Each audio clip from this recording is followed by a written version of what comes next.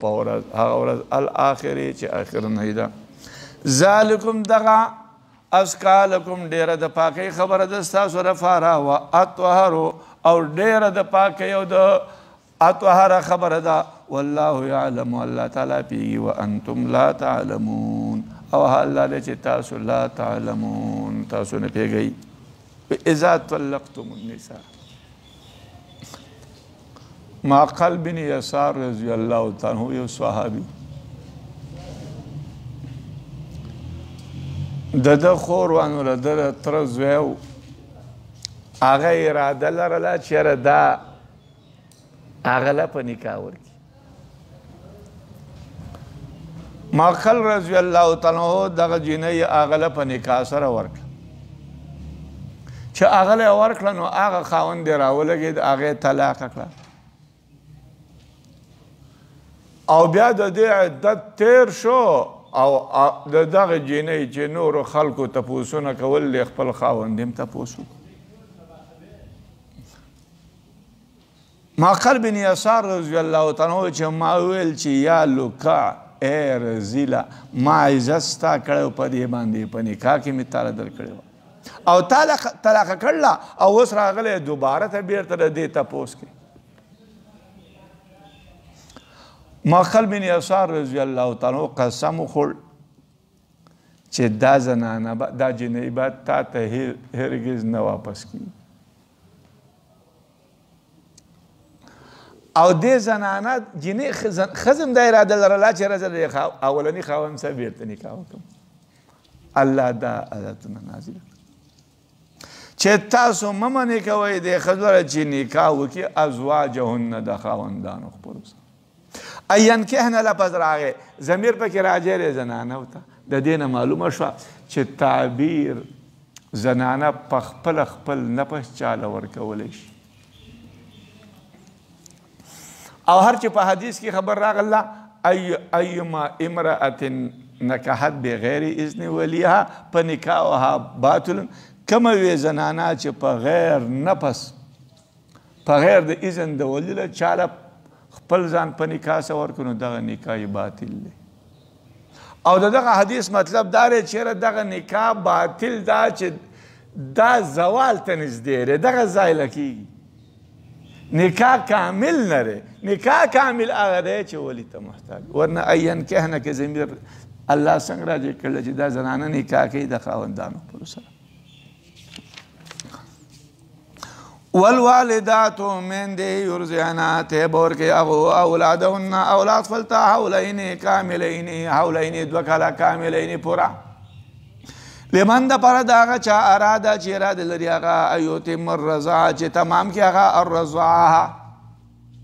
تېرودل. ولو علی المولود او والمعو علی المولود له او په پلار باندې مولود له پلار دی وعلى المولود او په هغه چا چې بچی پیدا شوی د ده لپاره چې پلار دی رزقهن رزق د دغه زنانو دی وکسوتهن او کپړه د هغو ده بالمعروف په نیکه طریقه. لا تکلف نفس نشي مکلف کولی یو نفس الا مگر وسعها مگر په طاقت د دغه نفس سره. لا تضار والدة ضرر نشي رسولی والدة مور ته بولدها په ولد دغې سره ولا مولود له او نه پلار ته ضرر رسولی شي بولده په ولد خپل سره. وعلى الوارث او په وارث د پلار باندې وعلى الوارث او په وارث د بچي باندې مثل ذلك په مثل د دغه دی. فإن ارادا که چرته دواړو اراده لرله په سوالا د تینه پرې کول عن تراض منهما د به مې رضامندۍ د دغو دواړو نه وتشاور او د مشورې نه فلا جناح علیهما نو نشته ګناه په هغه دواړو باندې. وإن اردتم که چرته تاسو اراده لرئ ان تسترضعوا اولادکم چې تاسو دای طلب کوئ اولادکم د اولاد خپل لپاره فلا جناح علیکم نو نشته ګناه په تاسو باندې اذا په هغه وخت کې سلمتم چې تاسو حواله کوئ ما هغه څه آتیتم بالمعروف چې تاسو اراده د ورکولو لرئ بالمعروف په نیکه طریقه. واتقوا الله ویرګئ د الله نه واعلموا پوه شئ ان الله بېشک الله تعالی په هغه څه باندې تاسو عمل کوئ بصیر لیدونکی دی. د طلاق و احکام را روان دي. سړی چې راولګي زنانه له طلاق ورکړي، نو چې طلاق یې زنانه له ورکړه په دې کې بچی، نو د بچي له به څوک تی ورکوي، او چې دغه بچی له تی ورکوي نو هغه به څومره موده ورکوي. دا کلام دی په دې ځای کې. والوالداتو د دې نه مراد میندې دي، خو هغه میندې حکم عام دی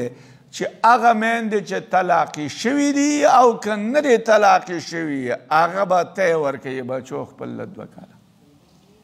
نو حکم عام دی. امام مجاهد ذکر کوي چې د والوالداتو نه مراد هغه میندې دي چې هغه طلاقې شوي، هغه ته مراد دي. هغه دوه دلیله وایي. یو دلیل دا وایي چې دا آیات د اذا طلقتم النساء نه وروسته ذکر شوی، د طلاق نه وروسته ذکر شوی، نو دا آیات د ما قبل لپاره تتمه ده، او د ما قبل لپاره تتمه هله کېږي چې مخکې طلاق ذکر شوی، مخکې طلاق ذکر شوی دی چې والوالداتو نه هم هغه میندې واخلي چې طلاقې شوي. دویم دا دی چې ښکته په آیات کې وایي چې رزقهن وکسوتهن بالمعروف، چې نو تاسو ګورئ که د والداتو نه طلاق شوي زنانه نه وي نو د هغو رزق او کپړه خو په خاوند باندې واجبه ده. د کوم وجې نه؟ هغه خو واجبه ده د دې حیثیت نه چې دا د ښځه ده، نو د خاوند باندې د ښځې نفقه او کسوه دا خو په خاوند ده، نو دا به نه ذکر کولی. چې دا رزقهن وکسوتهن یې ذکر کړه نو معلومه شوه چې د والداتو نه مراد هغه دي چې دا زوجیت ختم شوی دی او دا رزق چې ورکوي دی ښځو له، او دا کپړه چې وله ورکوي دا سړی وله ورکوي، نو دی وله په دې ورکوي چې دا د بچي له تی ورکوي، نو دا په سبب د رضا ده، په زوجیت باندې ده.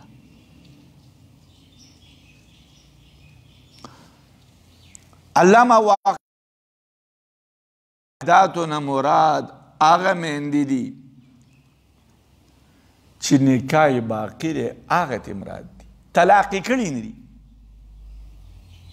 ځکه چې کومه ښځه ځکه چې طلاق کړې وي ښځه نو بیا د هغې لپاره کسوتهن کسوه او رزق نشته، بلکې د هغې لپاره به بیا اجر ذکر کولی، نو دا کسوه او دا رزق یې چې ویل دی دا په دې وجه چېرې دا د دې سړي په نکاح کې پاتې ده، ورنه که په نکاح کې نه وی پاتې نو څه شی بیا اجرت ذکر کولی. اولاد ته به تی ورکوي دا میندې 2 کاله پوره، هغه چا لپاره چې اراده کوي چې تمام کړي رضاعت. د دې آیات نه معلومه شوه چې مده د رضاعت 2 کاله ده، دا مذهب د جمهور دی. امام ابو حنیفه ذکر کوي چې مده د رضاعت هغه 10 میاشتې دي. هغه استدلال کوي د بل آیات نه، وحمله وفصاله 30 شهرا، حمل د دې بچیو د تینه پرې کول 10 میاشتې. نو امام ابو حنیفه ذکر کوي چې د تینه پرې کول یې څومره موده ده؟ 10 میاشتې. نو دا 10 میاشتې بچی موده د حمل هم کیدی شي او دا 10 میاشتې د تینه د پرې کولو موده هم کیدی شي، نو 3 میاشتې موده د رضاعت. جمهور ذکر کوي چې په دغه زګینه کې 10 میاشتې داسې دي چې 6 میاشتې موده د حمل ده، اقل موده د حمل 6 میاشتې ده، او باقي څو پاتې شوې د 10 نه 2 کاله حولین، دغه موده د رضاعت. فتوا چونکې په قول د صاحبینو ده او هغو ذکر کوي چې حولین کاملین 2 کاله به په مکمل موده د رضاعت 2 کاله ده، نو په هغې فتوا ده. وعلى المولود له هغه چې بچی پیدا شوی دی لپاره د دې جملې نه معلومه شوه چې بچی نسب د چا نه ثابت دی د پلار نه بچی د چا لپاره پیدا شوی دی د پلار لپاره نو نسب ثابت د پلار نه دی د ښځې نه نسب نه ثابت لا تضار والدة بولدها ضرر نشي رسولی مور ته بولدها په ولد د هغې نو ضرر نشي رسولی څه مطلب چې د دې ضرر نشي مور ته په بلد داسې ده چې اوس مور یې طلاقه کړله یا مور یې نه ده طلاقه کړې هغه بچي له تی ورکوي نو ضرر نشي رسولی چې را خاوند ورته وایي چې نه دا بچی ته مین او زه نه در کوم او بله ښځه وله نیسي او هغه وله تی ورکوي دا کار نه دی پکار او نه پلار ته به ضرر رسولی شي او بله سره مور به هم پلار ته ضرر نه رسوي وعلى الوارث مثل په وارث د ولد باندې فرض که دا پلار یې مړ شو نو د دې پلار په وارث د ولد د دې بچي لپاره به څوک وارثي مثل ذلک په مثل د دغه دی چې کومه رزق او کسوه ولا پلار ورکوله او اوس هغه مړ شو نو علی الوارث په وارث د بچي باندې د بچی وارث د بچي څوک دی ذی رحم محرم چې بچي څوک وارث دی نو لهذا هغه به هم دقه په هغه باندې هم دغه دی هغه به دا ورکوي که پلار نه بل څوک رور دی فرض وعلی الوارث نه مراد د وارث نه وارث په پلار باندې په مثل دا دی چې رزق به ورکوي او کسبه به ورکوي فرض که پلار یې مړ شو نو د دې پلار وارث څوک پاتې دی دا زوی دی نو د دې په مال کې به د دې ماشوم په مال کې به د ده رشته داران راخلي هغه زنانه له چې دله تی ورکوي او نو هغه له به ته له کپړه ورکوي او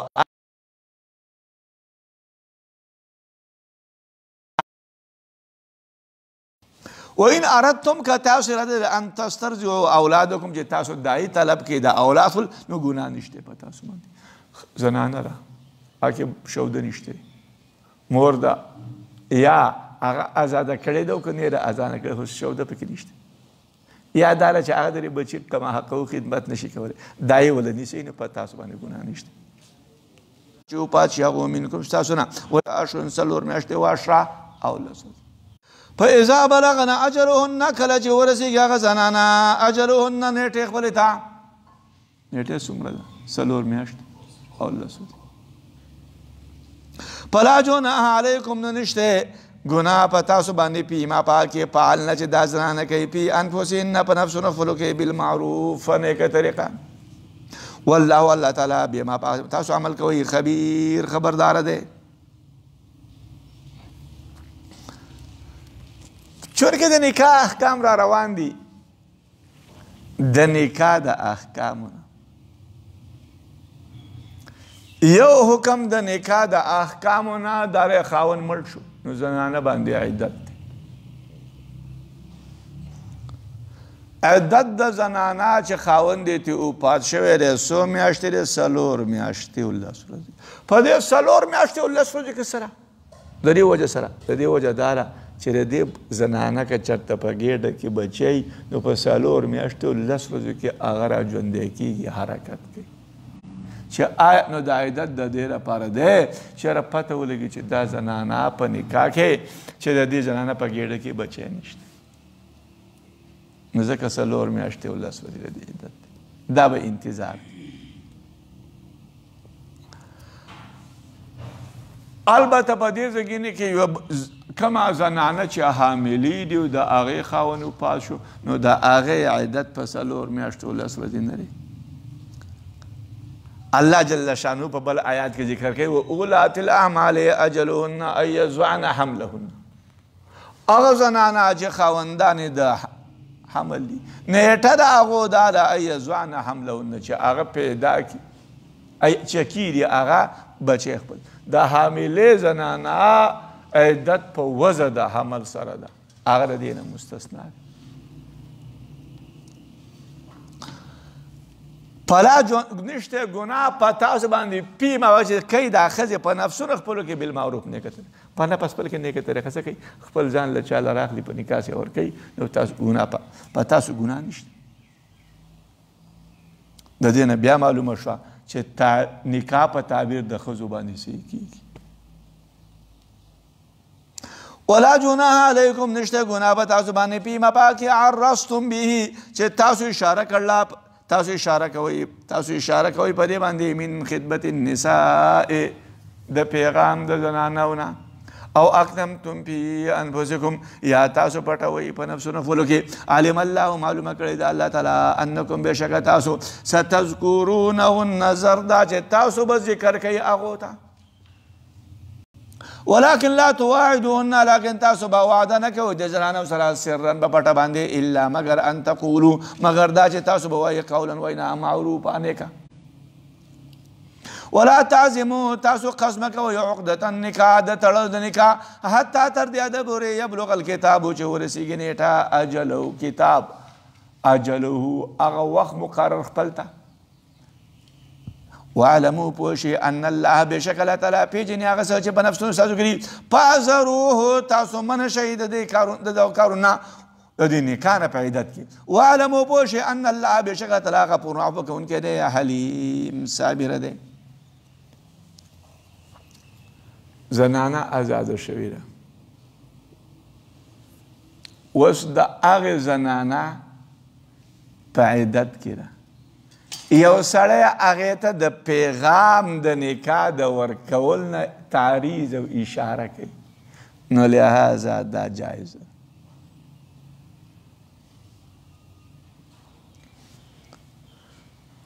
رسول علیه السلام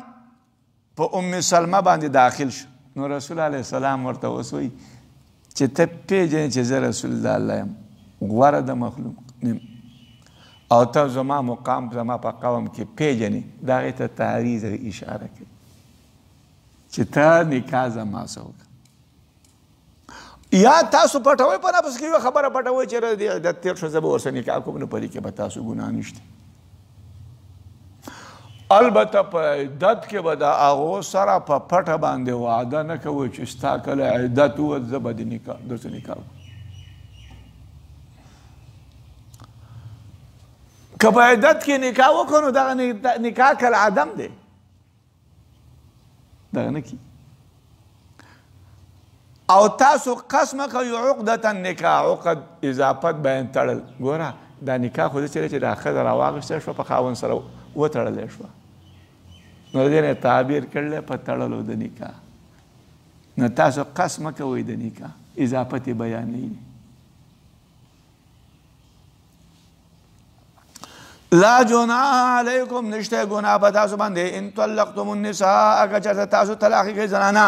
ما هغه لم تمسوهن چې تاسو نه یې مسه کړي هغو لره او تفرضو یا تاسو نه یې مقرر کړي لهن د هغو لپاره فریضه مهر مقرر کړی شوی ومتعوهن تاسو متاع ورکوئ نفع ورسوئ متاع ورکوئ هغه زنانو ته علی الموسع په مالداره باندې قدروه قدر د هغه دی وعلى المقتر او په تنګ دس باندې قدروه اندازه د هغه ده متاعا نفدا بالمعروف متاع ورکول لی بالمعروف په نیکه طریقه حقا حقا د المحسنین په نیکو کارو باندې دې آیات ته وګورئ لا جناح علیکم ان طلقتم النساء دې آیات کې دوه مسلې ذکر کیږي یو مسله دا ده چې یو سړی د نکاح وکړو زنانې مسه کړې نه ده هغې له طلاق ورکوي نو آیا په دې کې به دا به جایز نه وي وهم دا راته ځکه چې دا خو کفران نعمت دی زنانه ده او برناقې ته آزاد دی نو په دې کې به ګناه یا یو زنانه ده د هغې دپاره مهر نه دی مقرر کړی او د مهر د مقرر کول نه مخکې ازادۍ نو آیا دا به هم جایز نه الله ویل چې دغه جایز دي په دې ځای کې او راغلی دی یا خو د او په تمسوهن تفرضو لهن په تمسوهن باندې عطف کړو لاندې د لم نشو خو بعضې علما ذکر کوي چې دا او په معنا د حتی دی یا د اله دی نو بیا دا معنا وکړي ما هغه زنانه چې نه دې مسه کړي تاسو هغو لره تر دې حده پورې چې تاسو مقرر کړلی د هغو لپاره مهر مهر هم له مقرر کړلی چې شی هم له مقرر کړلی مهر یا او باندې الاره نه دې مسه کړي تاسو ځان لره الا مگر تاسو له مهر مقرر کړلی مهر هم له مقرر کړلی او مسه کړي نو ازادۍ نو ازادولی شي دا مطلب اوس په دې ځای کې نه کې تاسو د آیات ته وګورئ حکم داره چې هغه زنانه چې طلاق شوي مطالبه د مهر نشي کولی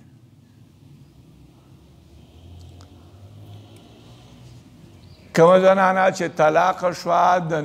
د مسه کولو نه د جما نه مخکې یا د خلوت صحیحه نه مخکې آزاده شي هغه مطالبه د مهر نشي کولی مګر په هغه وخت کې مطالبه کولی شي چې د دې لپاره مهر مقرر د دې لپاره مهر مقرر کړی نو دا به د دغه ښځې لپاره څومره مهر دی نیم مهر ښځه د آزاده شوې ده مهر ولا نه دی مقرر شوی مخکې نه مسیز د مسه کول نه طلاق کړه صرف نکاح قدرې شوی دی مهر تعین نه شي نو دغه ښځې لپاره مهر نشته اصلا بلکې د هغې لپاره متعه ده زنانه ده هغه آزاده شوه مسه شوې ده د هغې لپاره مهر مقرر شوی دی د هغې لپاره کامل مهر دی چې طلاق کړه مهر به ورکوي که د دغه زنانه لپاره مهر نه مقرر کړی او مسه شوه نو د هغې لپاره کمال هغې لپاره په دغه صورت کې د هغې لپاره مهر مثل دی دا د دې آیاتونو تفصیل د دې آیت تفصیل دی ومتعوهن تاسو متعه ورکوئ دې زنانو لره متعه ورکوئ تاسو دې زنانو نو ومتعوهن متعه ورکوئ تاسو زنانو لره څه ورکوئ متعه نو متعه ورکول زنانو ته دا متعه واجبه ده په هغه صورت کې چې کومې ښځې لپاره د نزدېکت نه مخکې مهر ولا نه دی مقرر شوی او مخکې د نزدېکت نه هغه طلاقه شوه نو د هغې لپاره متعه واجبه ده امر د هغې لپاره په وجوب سره دی نو ومتعوهن بالمعروف دا مطلب دی او که کومه زنانه داسې وه چې د هغې لپاره د مهر نه حصه وه مهر وله و نو بیا دا واجب نه دی متعه ولا واجب نه ده امر د پاره د استحباب د افضلیت دی اوس دا متعه څه شی دی عبدالله ابن عمر ذکر کوي ادنا هغه چې د متعې نه ورکوي په هغه دور کې 10 درهم دي امام ابو حنیفه وایي چې دا یو غټ څادر دی یو لوپټه ده او یو کمیس دی خو دا متعه په نصف مهر باندې نه زیاتې کړي دا د دې آیات مطلب دا متعه چې ورکوي نو علی الموسع په تنګدس باندې قدره قدر لري دا متعه به څنګه ورکوي چې علی الموسع په پراخه باندې هغه څه چې پراخه لاس مالدار دی قد اندازه نو دا متعه چې ورکوي نو دا به د خاوند د حال موافق ورکولی شي د ښځې د حال موافق یې نشي ورکولی ښځه مالداره ده د هغې موافق مطابق نشته د خاوند د حال او د دې نه یو مسئلې بلې ته اشاره وشوه چې نفقه د ښځې په چا ده په خاوند خو دا نفقه د خاوند د استعداد موافق ده ښځه به اوس دا چې اوچت چت شیونه به غواړي په خاوند باندې دغه نشته هغه چې کوم طاقت خپل طاقت موافق وإن طلقتموهن كچرت تاسو طلاق ولید تاسو طلاق کړی د ځانو لره من قبل مخکې ان تمسوهن مخکې د مسکول تاسو هغه ځانو لره وقت پرستم او تاسو مقرر کړی ولهن دا غوړه پارا فریضه محرم بل مقرر کړی پنځ ما فرستم نو تاسو باندې لازم دی نیم دا غږی تاسو مقرر کړی الا مگر ایعفونا مگر چې عفو کوي دا زنانه چې زه دغه نیمه نه اخلم او یعفو الذي یعفو کوي هغه سړی چې بلاس دغه کې عقدة النکاح غوټه د نکاح ده وان تعفو عفو کول ستاسو اقرب للتقوى ډېره نږدې د تقوا ده ولا تنسوا الفضل بینکم او تاسو مه هېروئ فضل په مابین خپل کې ان الله بېشک الله تعالی په هغه څه باندې تاسو عمل کوئ ښه بصیر لیدونکی دی. وان طلق دا بل حکم دی هغه زنانه چې هغه د مسه کول نه مخکې طلاق کړه د خلوت صحیحه نه مخکې طلاق شو او د هغې لپاره مهر مقرر کړلی نو د دغې ښځې لپاره به نیم مهر البته که ښځه راولي غوټه د نکاح له چا په لاس کې د خاوند دی نکاح ختمول او نه ختمول دا خو د خاوند کار دی. ښځې له خو طلاق اختیار الله نه دی ورکړی چې ښځه رااخلي په خاوند باندې طلاق واقع کوي. احافظو علی الصلوات تاسو عبادت کوئ د منځونو والصلاة الوسطی او د مانځه درمیانه وقوموا ودرېږئ لله الله لره قانتین فرمان برداره. فإن خفتم که چېرته تاسو یېرېږئ فرجالا فیاده او رکبانا یا سواره ودرېږئ مونځ کوئ. فاذا امنتم کله چې تاسو په امن کې شوئ فاذکروا الله نو یادوئ تاسو الله لره لکه څرنګې علمکم تعلیم درکړی الله تاسو ته د هغه شي چې نه وئ تاسو تعلمون تاسو پوهېدلی. حافظوا علی الصلوات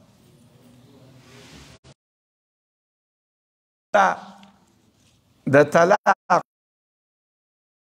الذين يتوفون بیا د زنان نو د زنانو د طلاق په مابین کې حافظو علی الصلوات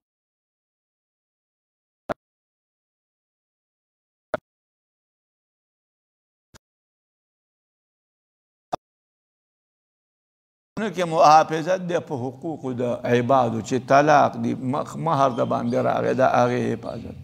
متعه د باندې راغله د هغې حفاظت. اوس محافظت دی په حقوق الله چې هغه منځ دی چې د حقوق الله محافظت وکړي دا د دې آیاتونو د مخکیني آیات. بعضې علما ذکر کوي چې په دې باندې ته د الله په مخکینی آیاتونو کې حقوق العباد ذکر شو د دې حقوق العباد ادا کول مشکل دی ګران دی. الله مونږ ذکر کوي چې ته کله مونځ کوې نو ان الصلاة تنهی عن الفحشاء والمنکر دا تا د بدو نه منې په دې ځای کې کې حافظوا علی الصلوات حفاظت کوئ تاسو علی الصلوات د لمونځونو. حفاظت څه ته وایي؟ حفاظت دې ته و چې د یو شي کمال احتیاط کول چې زما د لاسه ونه وځي دې ته حفاظت وایي. یو شي کې کمال احتیاط کول چې څه شی وشي زما د لاسه ونه وځي. نو چې د ماسپښین مونځ راواخلې د مازدیګر مونځ راواخلې د ماسپښین په ټایم کې وکړو دا ته حفاظت وکړو دا خو تاره مونږ تباهي وکړه. لهذا د دې آیات نه واضحه شوه چې جمع بین الصلاتین نشته. دغه حفاظت د مونځ رارغی دا خو مونځ تباه کول دي ضایع کول دي. د مانځه لپاره اوقات مقرر دي د هغه نه ایستل په بل ټایم کې کول دا حفاظت د مونځ نه دی دا خو تباه دا خو د مونځ ضایع کول دي. اوس صلات الوسطی ذکر کړی دی مراد د صلات الوسطی نه مونځ د مازدیګر دی. نبی علیه الصلاة والسلام غزوه خندق کې د صلات مازدیګر نه مشغوله شوی نو رسول علیه السلام سوی شغلونا عن صلات الوسطی صلات العصر ملأ الله بیوتهم نارا. رسول علیه السلام مشرکین ته بددعای کوي چې د مازدیګر د مانځه نه موږ مشغول کړي الله تعالی دې د دیو کورونه د کافرانو مشرکینو کورونه دې الله د اور نه ډکي.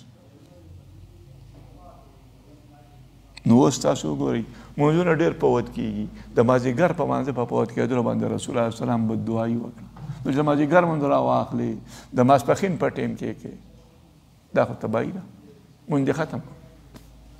او بیا د مازدیګر مونځ چې نبی علیه السلام د مازدیګر په مانځه باندې چې د فوت شو مشرکان ته بددعا کوي په جنګ په موقع کې نو چې جنګ په موقع کې رسول علیه السلام خفه دی چې په مانځه په فوت کېدلو نو ته په ښه روغ رمټې هېڅ عذر دې نشته او د مازدیګر مونځ راخلې ماسپښین په ټایم کې صلات وسطی نه مراد مارته مازدیګر مونځ په حدیثو کې ماسپښین مونځ هم راغلی د ماښام مونځ هم راغلی دی دا هم صلات وسطی دی ولې چې د دې ماښام نه مانځه نه مخکې کوم مونځ دی د ماښام د مانځه ماسپښین مونځ 4 رکعات مازدیګر مونځ 4 رکعات دي وروسته چې سوري 4 رکعات د ماسپښین مونځ دی دا وستا مونځ شو ځکه دا 3 رکعات شو د 4 رکعات په مابین کې شو د سحر مونځ هم صلات وستا دی ولې ځکه چې د سحر مونځ 2 رکعات دی ماسپښین او د ماسخوتن مونځ 4 رکعات دی دا دغه نیمایي شو د ماسپښین مونځ هم صلات وستا دی لکه ما ورته وویل چې صحابه کرام وو او صلات د عصر هم صلات وستا دی دا هم صلات وستا ولې دی ځکه چې د عصر د ماسپښین مونځ په دیو صلات دا په حجاز کې ادا کول ډېر ګران و ګرمي به وله کوره به څوک نشو وتی ترغیب ورکړي چې دا مونځ کوو او دارنګه صلات عصر ځکه صلات عصر کې به دوی راپاڅېدل خپل کارونه به کول او په تجاراتو پسې بدله نو دغه مشکل ګران و دا دی صلات عصر ته مراد دی صلات وتر ته هم صلات وسطا بعضې علما ویلې بعضې وایي صلات وسطا مراد صلات ضحا دی څوک وایي عید الفطر دی څوک وایي عید الاضحا دی صلات وسطا نه څوک وایي چې صلات اللیل دی څوک وایي صلات جمعه دی څوک وایي چې صلات جماعت په جمع ته مراد دی څوک وایي صلات خوف ته مراد دی دا ټول پکې راغلي د شریعت زموږ دا مزاج دی چې د کوم یو شي شان اوچت هغه پټي صلات وسطا هغه پټ او دا د دې لپاره پټ دی چې دا خلک د هر مانځه احترام وساتي وقوموا لله قانتین قنوت په معنا د طاعت سره نو قنوت په څه معنا باندې را طاعت قنوت په معنا د خشوع باندې راځي قنوت په معنا د خشوع قنوت په معنا د طول القیام راځي رسول علیه السلام وایي چې هغه مونږ افضل دی چې طول قیام قنوت قیام قنوت په معنا د دعا سم راځي قانتین مصلین قنوت په معنا د مانځه سم راځي قنوت په معنا د قرأت سم راځي قنوت په معنا د عبادت سم راځي قنوت په معنا د ذکر سم راځي قنوت په دې معنی سره راځي چې لاسونه او سترګې د حرکت نه منې کړي چې شی منې کړي لاسونه او سترګې په مانځه کې د حرکت نه منې کړي او دا امام مجاهد قول کړل قنوت په معنا د سکوت او سکون هم راځي نو اوس وګورئ ودرېږئ تاسو الله لره قانتین سکوت کوونکي خاموشه کېدونکي ودرېږئ په سکون سره ودرېږئ لاسونه او سترګې به نه خوځوئ حرکت به نه ورکوئ جسم لا نو د دې نه څه معنا شو سکون چې ودرېږي نو په مانځه په رکوع کې یا تلل یا په سجده کې به راپولیدین نه کوي ځکه د قنوت څه منافي شو قنوت سکون دی سکون عدم حرکت ته وایي نو لاس به نه خوځوي که نه پورته کوي به نه که نه دا زموږ دلیل شو په تګ د راپولیدین باندې دویم دا زموږ دلیل دی په سکوت په معنا قنوت په معنا د سکوت هم راغلی دی لهذا اوس به ودرېږئ تاسو الله لره په مانځه کې قانتین ساکتین خاموشه ودرېږئ خاموشه څنګه ودرېږي چې امام کله ولدوالین وایه نو ته به آمین په جهر سره نه وایې سکوت دا نه شو دا سکوت دی چې جهر کې نو دې نه معلومه چې آمین مه به جهر نه سکوت قنوت په معنا د چپوالي راغلی په امام پسې به وروسته قرائت هم نه دا ټولو کې زموږ د حدیث دا آیات دلیل دی قرآن دا زموږ دلایل دي والذین هغه خلک یتوفون منکم چې وفات شي ستاسو نه ویذرون ازواجا او پرېږدي هغوی بیبیانې وصیت به کوي هغو په وصیت سره لازواجهم دپاره د خاوند لازواجهم دپاره د بیبیانو خپلو متاعن د اوسېدلو الی الحول دپاره د بیبیانو خپلو متاعن د نفع اخیستلو الی الحول د کاله پورې غیر اخراج په غیر د ایستلو نه فإن خرجنا که دا ښځې ووتې فلا جناح علیکم نو نشته ګناه په تاسو باندې فیما په هغه کې فعلنا چې دا زنانې کوي په نفسونو خپلو کې من معروف د نیکې طریقې نه والله تعالی عزیز غالب دی حکیم حکمت والا دی والذین چې وفات شي ستاسو په ابتدا کې حکم دا و چې کومې زنانه نه خاوندان وفات شو بیبیانې پاتې شو نو هغه سړی به خپلو بیبیانو ته وصیت کوي چې د یو کاله پورې زما د مال نه نفع اخله غیر اخراج چې دا وباسئ مه یو کال نه به وصیت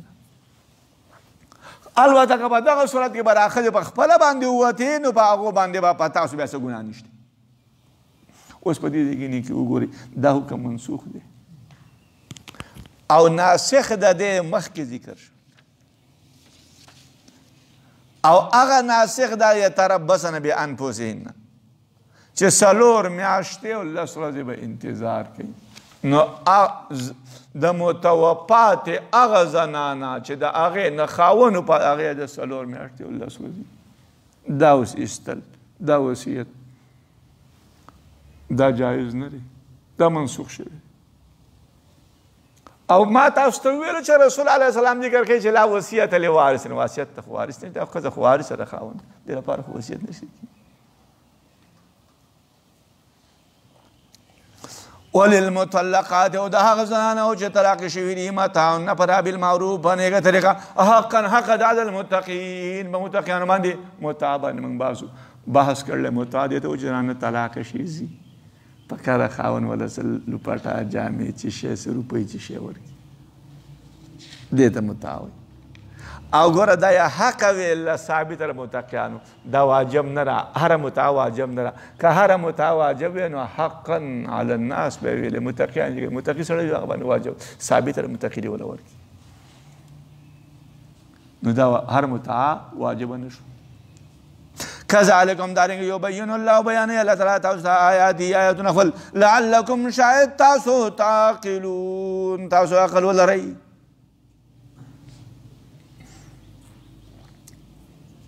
ألم ترى ايتان لكتل مخاطبة إلى الذين خلقوا خرجوا وتوقوا من ديارهم ذكورون فلنا وهم ألوف بزرگون بانديو أحذر الموت دواجد يرد مرنوتيو فقال لهم الله نبي لواقو تعالى تعالى موتوا مرشي ثم آياهم بي الله تعالى جن ذكر وقدرا إن الله بشك الله تعالى أخلصوا فجن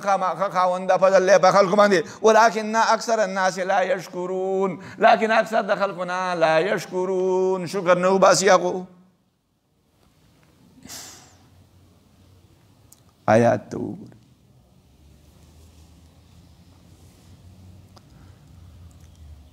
په دې آیاتونو مناسبت د مخکینی آیات سره مناسبت ته وګورئ اول په دې وګورئ چې دې آیاتونو په مابین کې چې دا مناسبت موږ ورکوو داسې تحسین خبره ده ښه خبره ده چې آیاتونه دې مناسبت وي وجه دا ده چې د انسان په کلام چې کوي نو په هغې کې مناسبت وي او د الله جل شانو کلام کې به څنګه مناسبت او دا مناسبت سو واجب و ضروری خبره نه ده چې نه دي مناسبت تاسو د دنیا د کائنات ته وګورئ په بعضې کې کې به غري لاندې به تې اوبئ بیا به تې لاندې شینکۍ پټي دې کې اوس څه مناسبت دی غر دی لاندې دغه دی دا سمندر دی دې خوا بیا پټي دې کې مناسبت څه مناسبت لهذا خو چې تاسو هغه ته وګورئ دا څومره حسن منظر ښکاري او څومره ښه ښکاري نو دغه شان ته دا مناسبت په هر ځای کې څه لازمي خبره نه ده چې په آیاتونو باندې مناسب البته متأخرینو دا بیان کړل نو دلته مناسبت دا دی چې په مخکینی آیاتونو کې الله احکام تکلیفیه ذکر کړ چې دا مشتمل دی په احکامو د موتا چې مړه شي د اذان او د پاره دا حکم دی اوس الله جل شانه په دې واقعه کې په دې آیاتونو کې تنبیه ورکوي په لوی قدرت د الله تعالی باندې او چې الله قادر دی په احیا چې را په راژوندي کولو په مړه کولو باندې الله تعالی قادر دی او کومې وعدې چې کړې دي د هغې په پوره کولو باندې الله تعالی قادر دی نو لهذا مخکې چې کوم احکام ذکر شوي د زنانه او مطلق زنانه خو ضعیفه راغستانه مطالبه نشي کولی لهذا زور زبردستي تاسو نشئ کولی د زنانو په حق کې ښه سلوک کوئ د هغو مهر دی ورکوئ چې ازاده شوې د هغه او که ازاده شوي کړي خو مهر هغه ورکوئ که د هغو دپاره په تاسو باندې څه حق و هغه ورکوئ متعه ورکوئ احسان ورسه کوئ ځکه چې الله جل شانه ستاسو په مړه کولو او په بیا راژوندي کولو باندې قادره دی الله به تعالی د دې اجر او بدله اضعاف مضاعفه درکوي دا مطلب وان تعفوا اقرب للتقوى ولا تنسوا الفضل بينكم لهذا په مابین خپل کې فضل مه هېروئ عفو کول ستاسو تقوا ته نږدې دی عفو کوئ دا احکام مخکې ذکر نه شو نو د دې آیات د مخکینی آیاتونو سره مناسبت په دې طریقه ده الم ترى الى الذين خرجوا دا کوم کلی عراق کې نږدې یو ځای قار د واسط ورته وایي هغه ته نږدې یو کلی او داوردان ورته وایي کوم کلی ورته وایي داوردان د هغه داوردان نه هلته تعاون خور شوی و نو په هغه تعاون کې به کوم ځای کې خور شوی و نو د هغه ځای نه خلک راوتی و د تعاون نه تښتېدل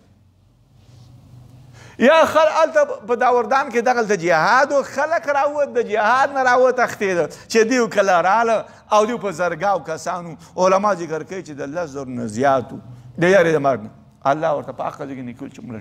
مړه شو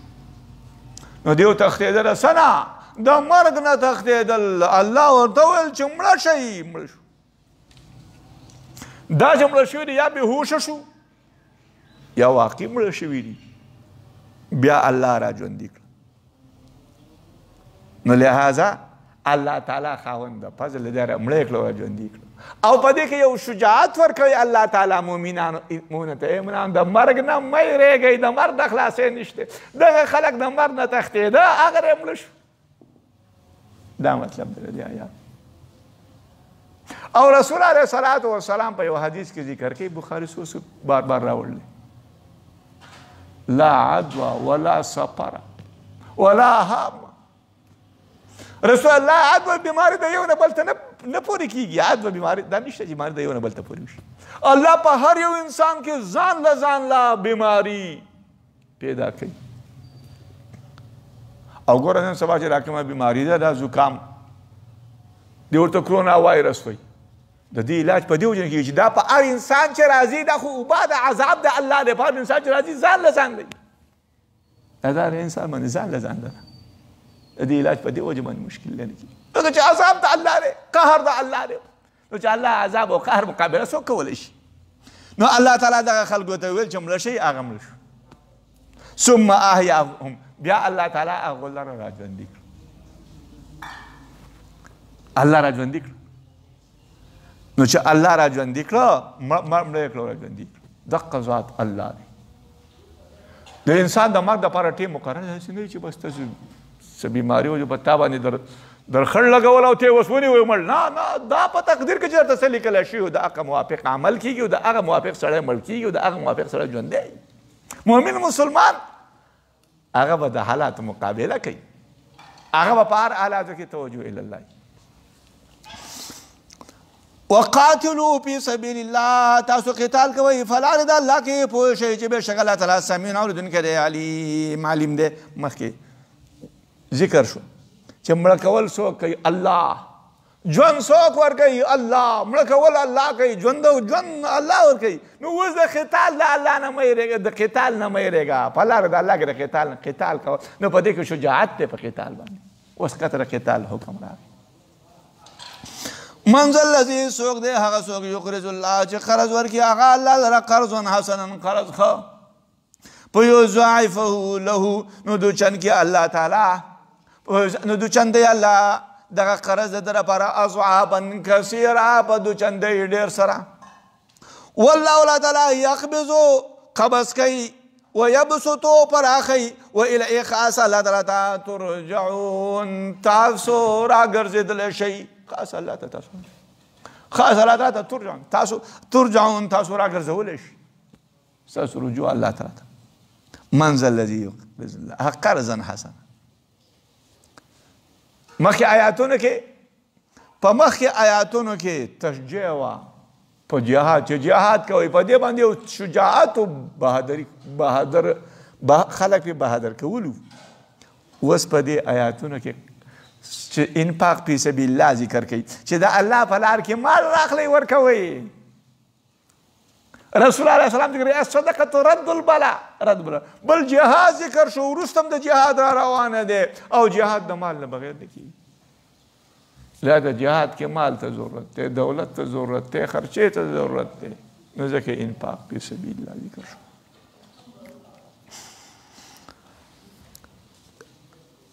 قرض ورکړي دا سړی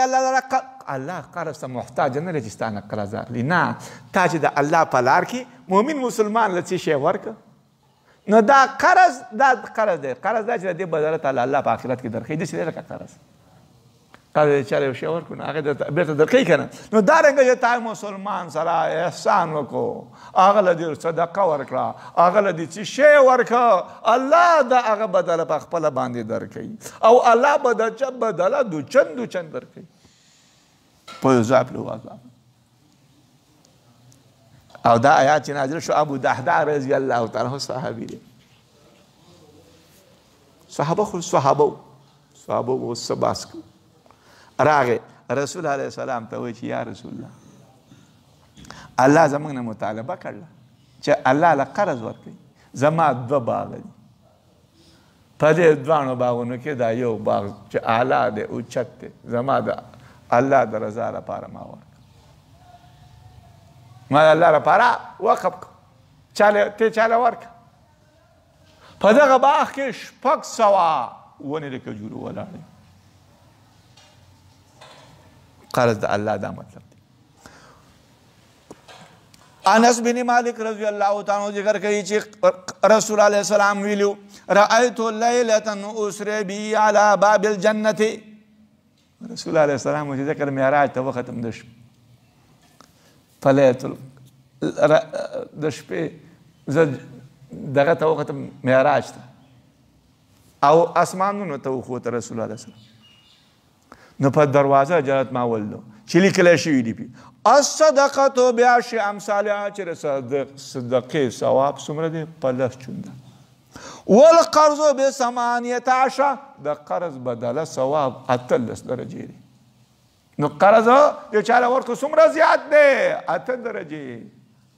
صدقه دې ورکړه د هغې ثواب 10 چنده دی،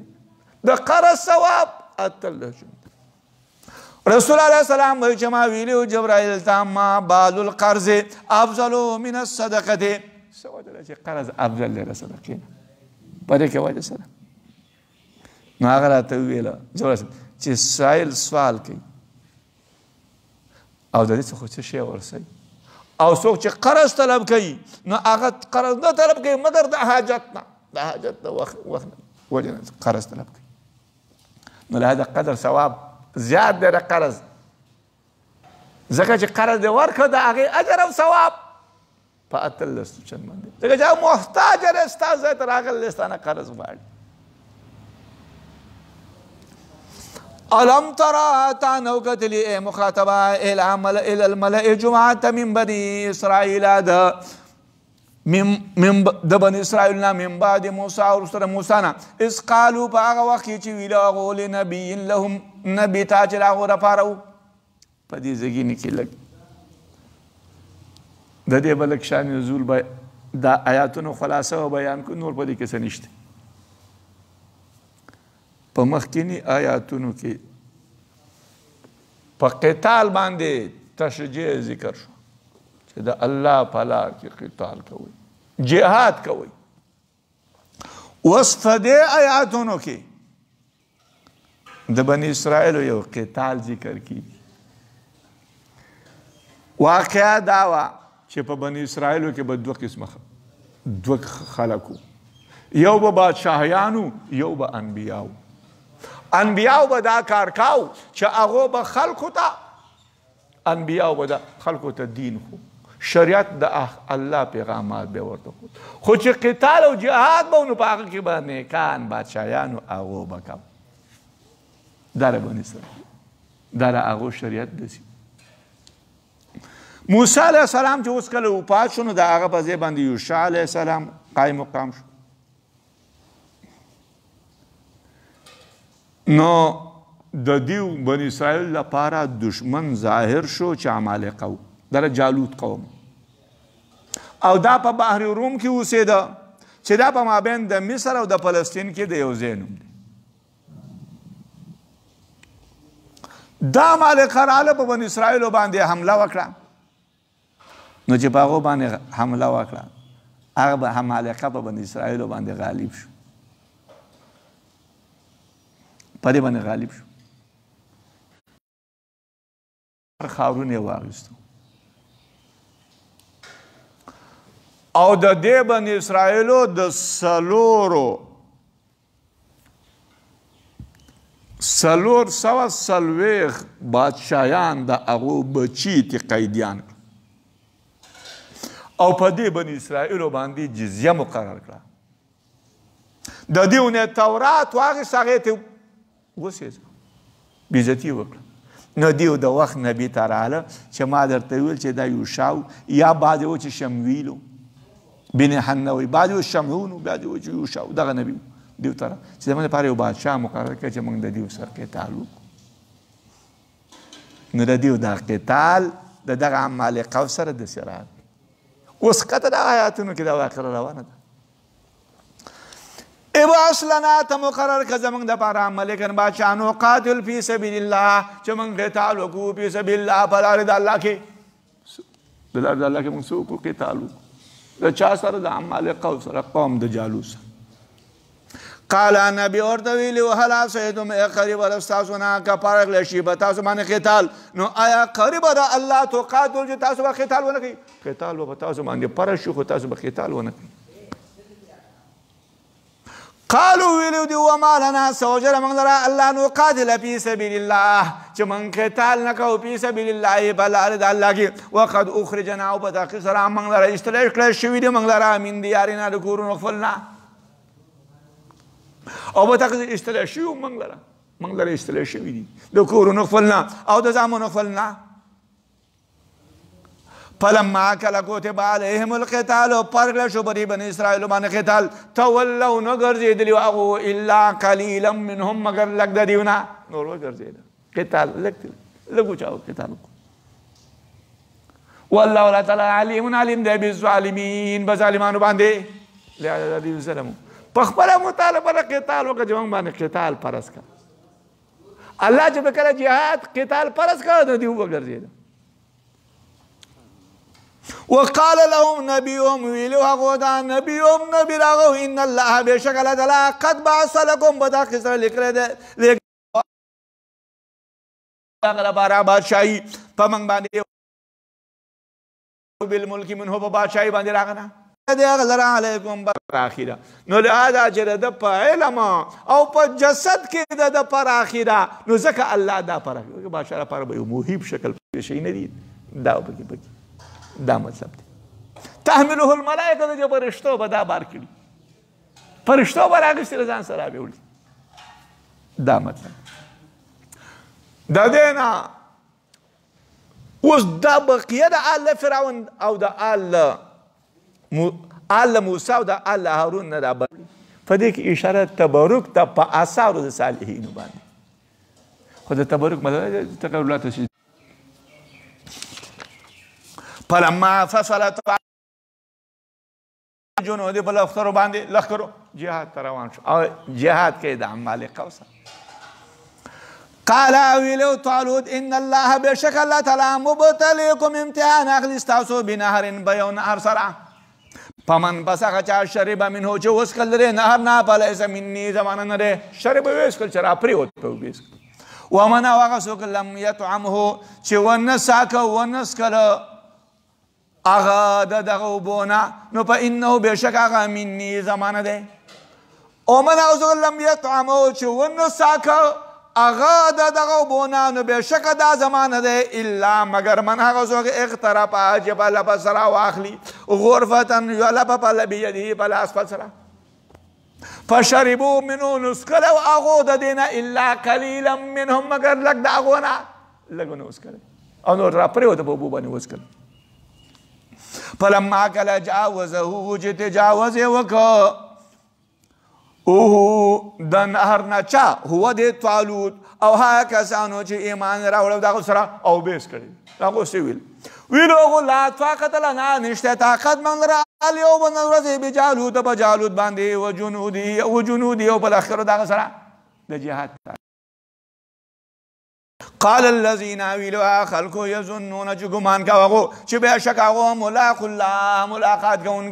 ملاقات کوونکي د الله سره دي کم من فئه قلیة ډېر کې یو جماعت لږ غلبت غالبه کېږي هغه په جماعت ډېر باندې باذن الله په اذن د الله سره والله تعالی مع الصابرین سره د صابرانو سره دی په دې ځای کې اشکال چې الله جل شانه د دې ولې دغه اغوستو الله جل شانو په دې ځای کې دیو دا امتحان ولې اغوستو وجه دا چې الله رب خالق ذات د چې څنګه امتحان اخلي هغه باندې اعتراض نشته خو اصل کې به د لښکر د طالوت کې بعض منافقین الله هغه منافقین د جهاد نه بوتله نو لهذا دغه طالوت ته ویل شرپد الله ستاسو به امتحان په یو نهر سره اخلي کوم چې منافقانو هغه تګي شوي او سفر یې کړی او تګي په اوبو باندې را پرېوته بس به وسکه او خېټې وپړسېدې جهاد ته نشي کوم چې مسلمانانو خالص کسان او هغه څومره 314 دغه 314 خالص مسلمانانو هغه ته په الله پر واغستې او به وسکلو بلکې وجود د چوس چالاکو لاړ دغه ته ودرېدل لاړو جهاد ته ودرېد دا مطلب دی او هغه مسلمانانو دعا وکړه چې ویل چې ډېر جماعت لږ چې موږ لږ کسان خو په ډېرو باندې به غالب شو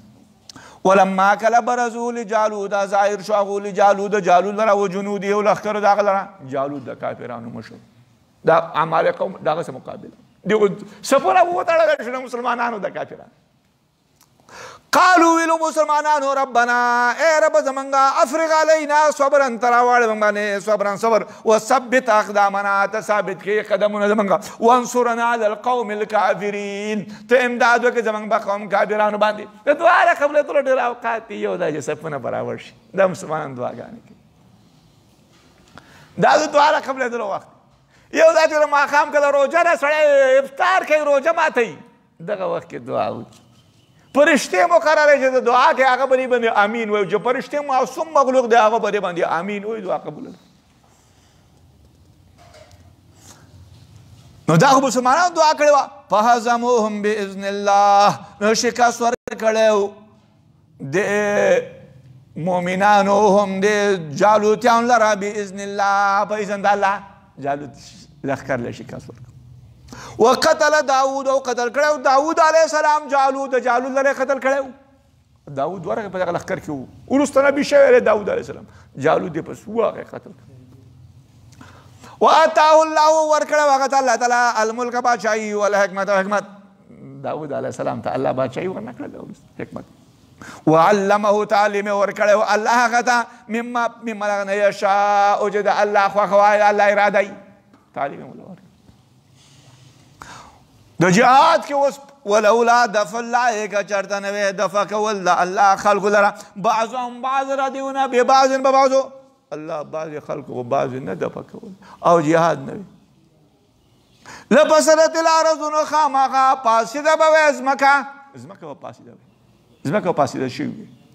ولكن الله تعالی خاوند فضل علی العالمین به مخلوق د زمانې د جهاد ولولا دفع الله